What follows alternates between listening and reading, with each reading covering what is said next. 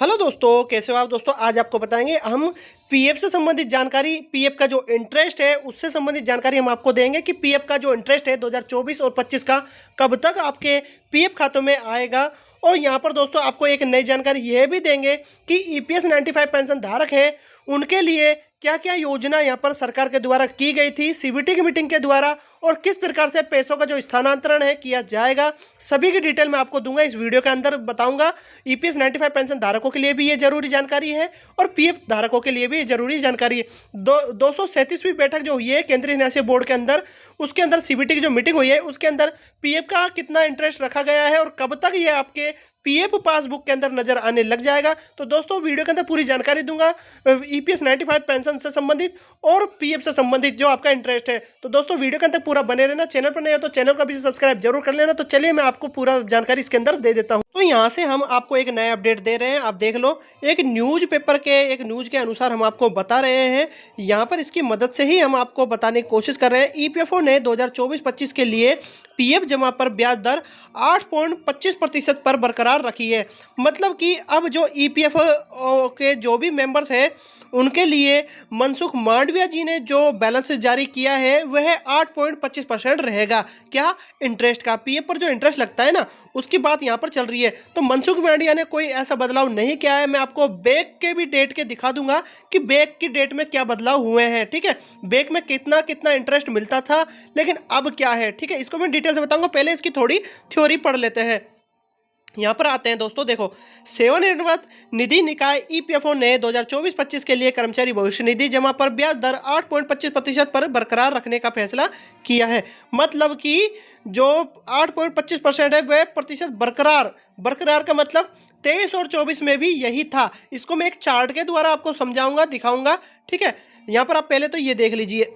यहाँ पर जो पिछले वर्षों के समान है यहाँ पर यह भी लिखा गया है। ठीक है, अब विश्वसनीय सूत्रों के अनुसार यह निर्णय ईपीएफओ के केंद्रीय न्याय बोर्ड की शुक्रवार को हुई बैठक में लिया गया था और कर्मचारी भविष्य निधि संगठन ने 7 करोड़ सदस्यों के लिए ईपीएफ पर ब्याज दर 2023-24 के लिए बरकरार 8.25% कर दी है थी, जो कि 2022-23 में 8.15% थी।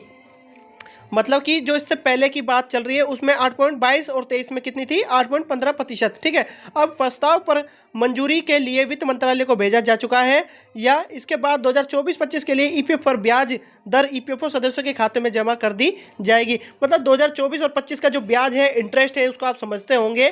पीएफ पर जो इंटरेस्ट लगता है वह अब जमा करने की जो है वह तारीख अभी डिटेल दी नहीं है फिक्स, लेकिन 2024 का जो इंटरेस्ट है जितना भी वह जल्द ही जो पीएफ धारक है उनके खातों में भेज दिया जाएगा इंटरेस्ट के साथ। ठीक है, यहाँ पर इस बीच एक आधिकारिक बयान के अनुसार ईपीएफओ ने उच्च वेतन पर पेंशन, जिसको बोलते हैं पीओएचडब्ल्यू, के तहत प्राप्त आवेदनों में 70% प्रसंस्करण पूरा कर लिया है और उसका लक्ष्य 31 मार्च 2025 तक सभी आवेदनों को प्रसंस्करण पूरा करने है। यह जानकारी ईपीएफओ द्वारा श्रम एवं रोजगार सचिव सुमित्रा डावरा की अध्यक्षता में हुई और केंद्रीय न्याय बोर्ड ईपीएफ के कार्यकारी समिति ईसी की बैठक में दी गई है।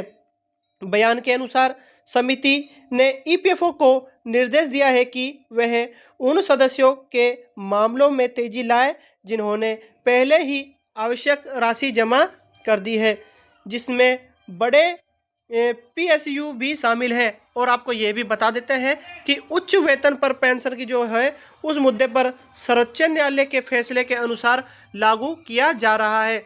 अपने सदस्यों के लिए जीवन को आसान बनाने के लक्ष्य के साथ ईपीएफओ आंशिक निकाय के लिए सत्यापन को युक्तिसंगत बनाने सहित दावा प्रक्रिया को सरल बनाने की योजना पर भी काम कर रहा है। इसी के प्रकृति या इसकी प्रगति के लिए बारे में जानकारी दी गई है और बयान में कहा गया है कि एक तकनीकी समिति ने अग्रिम निकासी के लिए फॉर्म 31 में सत्यापन को सरल बनाने की सिफारिश भी की गई है। और यहाँ पर आपको हम ये भी बता देते हैं कि कार्यकारी समिति को यह भी बताया गया है कि जनवरी 2025 में सभी क्षेत्रीय कार्यालयों में केंद्रीयकृत पेंशन भुगतान प्रणाली सीपीपीएस लागू कर दी गई है। ऐसे में नई प्रणाली पेंशन भोगियों को देश में कहीं भी किसी भी बैंक किसी भी शाखा से अपनी पेंशन प्राप्त करने में सक्षम बनाती है। ऐसे में जनवरी 2025 में 69.4 लाख पेंशन भोगियों ने CPPS के माध्यम से अपनी पेंशन प्राप्त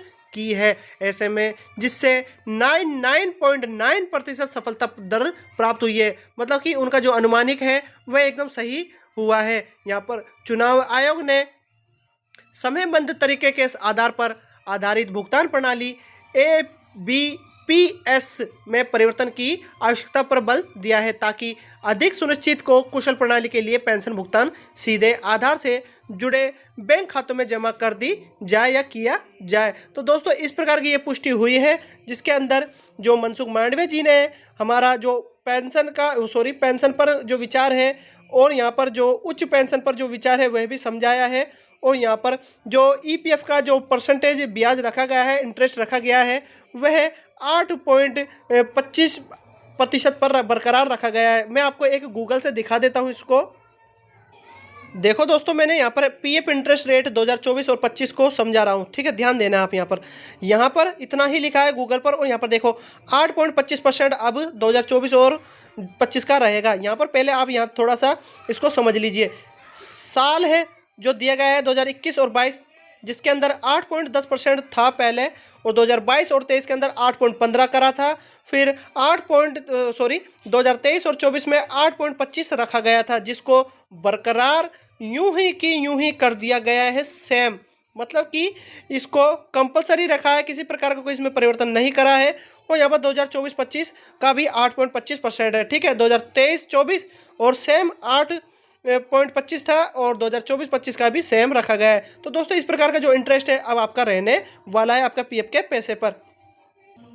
तो आशा करता हूं दोस्तों इस वीडियो के माध्यम से मैंने आपको पूरी जानकारी दी है, PF से संबंधित पूरी बातें बताई है, इंटरेस्ट से संबंधित, और आपको CPPS से भी संबंधित बात बताई थी कि आपका कितना भुगतान किस प्रकार से कैसे कैसे हुआ है प्रतिशत के अनुसार। तो दोस्तों आशा करता हूं ये वीडियो पूरा समझ में आपको आया होगा, पसंद भी आया होगा। तो दोस्तों कैसा लगा मेरी वीडियो? अगर मेरी वीडियो आपको पसंद आए तो लाइक करें, आगे शेयर करें, और दोस्तों इस चैनल को सब्सक्राइब आप जरूर कर लेना, क्योंकि आपको ऐसे ही जानकारी, ऐसे वीडियो मेरे चैनल के माध्यम से मिलते रहेंगे। मिलते हैं नए और नेक्स्ट वीडियो में, जब तक के लिए जय हिंद।